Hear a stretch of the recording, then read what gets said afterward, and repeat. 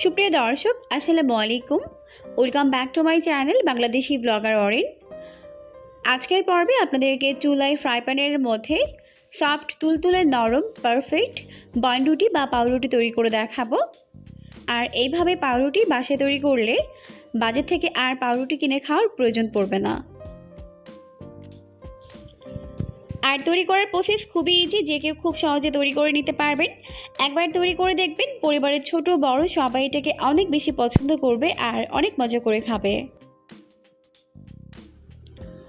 বনরুটি তৈরি করার জন্য এখানে একটি মিক্সিং বোল নিয়েছে, আর এখন এর মধ্যে দিয়ে দিচ্ছি 2 কাপ পরিমাণ ময়দা। চাইলে এখানে ময়দার পরিবর্তে আটাও ব্যবহার করতে পারবেন।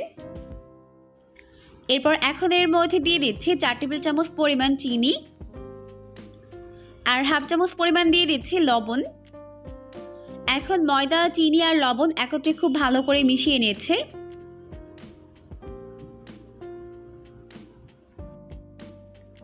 ভালো করে মিশিয়ে নেওয়া হয়ে গেলে এখন এর মধ্যে দিয়ে দিচ্ছে 2 টেবিল চামচ পরিমাণ ইস্ট, আর এটা হচ্ছে ইনস্ট্যান্ট অ্যাক্টিভ ড্রাই ইস্ট। এটা অলরেডি অ্যাক্টিভ ইস্ট, এই জন্য এটাকে অ্যাক্টিভ করার কোনোই প্রয়োজন নেই। এখন ইস্ট খুব ভালো করে মিশিয়ে নিলাম। মিশিয়ে নেওয়ার পর এখন এর মধ্যে 2 টেবিল চামচ পরিমাণ সয়াবিন তেল দিয়ে দিলাম। এরপর আবারও খুব ভালো করে সমস্ত উপকরণগুলোকে মিশিয়ে নিচ্ছে। অনেকেই জানতে চান কমেন্ট করে, আপু ইস্ট কি? ইস্ট মূলত এক ধরনের ছত্রাক, যেটা এই পাউরুটির ডোটিকে ফুলতে সাহায্য করবে। তো সমস্ত উপকরণগুলোকে একত্রে ভালো করে মিশিয়ে নেওয়া হয়ে গেলে এখন এর মধ্যে অল্প অল্প করে কুসুম গরম পানি দিয়ে এটাকে মেখে নিব। আর পানি একবারে দিবেন না, অল্প অল্প করে দিয়েই মিশিয়ে নিতে হবে।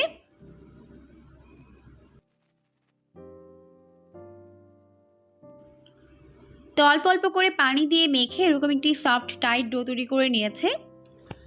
এখন এই ডোটিকে আমি 1 ঘন্টার জন্য রেস্টে রেখে দিব, আর এই 1 ঘন্টার মধ্যে ডোটি ফুলে দ্বিগুণ হয়ে যাবে।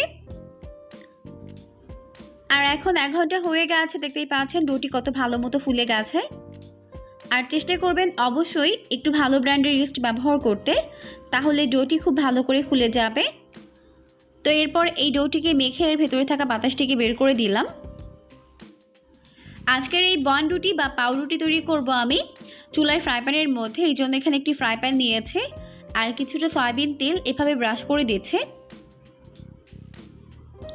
এরপরে ডোটিকে আমি একটু বেলে নিচ্ছে, আর বেলার সুবিধার জন্য একটু ময়দা ছড়িয়ে দিলাম।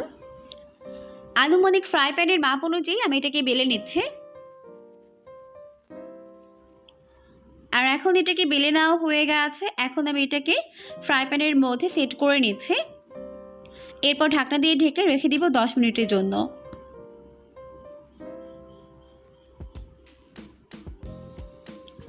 এখন 10 মিনিট হয়ে গেছে, দেখতেই পাচ্ছেন এটা কিন্তু অনেকটাই ফুলে গেছে। এখন উপর থেকে কিছু সাদা তিল দিয়ে দিচ্ছে।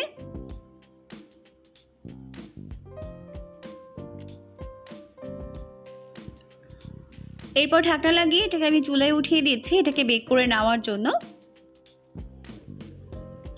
এখন ঢাকনা লাগিয়ে এটাকে আমি চুলায় উঠিয়ে দিয়েছি। এখন চুলার আঁচটিকে মিডিয়াম আর লোয়ের মাঝামাঝি রেখে প্রথমে 7 মিনিটের মতো এটাকে বেক করে নিব।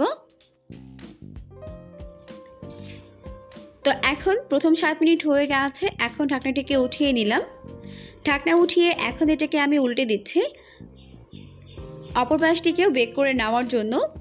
যেহেতু এটাকে আমি চুলায় বেক করছি, এই জন্য কিন্তু সুন্দরভাবে কালার আসবে না, এই জন্য আমি এইভাবে উল্টে পাল্টে এটাকে বেক করে নিচ্ছি। এখন ঢাকনা লাগিয়ে আবারও চুলার আঁচটিকে মিডিয়াম আর লোয়ের মাঝামাঝি রেখে 7 মিনিটের মতো বেক করে নিব। এখন মোটামুটি টোটাল 15 মিনিটের মতো হয়ে গেছে। তো এখন আমি এটাকে উল্টে দিচ্ছি। আর এখন আমাদের ব্রেড কিন্তু রেডি। এটাকে এখন আমি চুলা থেকে নামিয়ে নিব। চুলা থেকে নামিয়ে এটাকে খুব ভালো মতো ঠান্ডা করে নিয়েছি। এখন একটি ব্রেড নাইফ দিয়ে এটাকে আমি কেটে নিচ্ছি। অনেক বেশি সফট আর তুলতুলে নরম হয়েছে। আর এটা কিন্তু খেতে একেবারে হুবহু দোকানের কেনা পাউরুটির মতো। দেখতেই পাচ্ছেন এটা কত পারফেক্টভাবে তৈরি হয়েছে। আর আর এটাকে কিন্তু কমপক্ষে 5 থেকে 6 দিনের মতো সংরক্ষণ করেও খেতে পারবেন।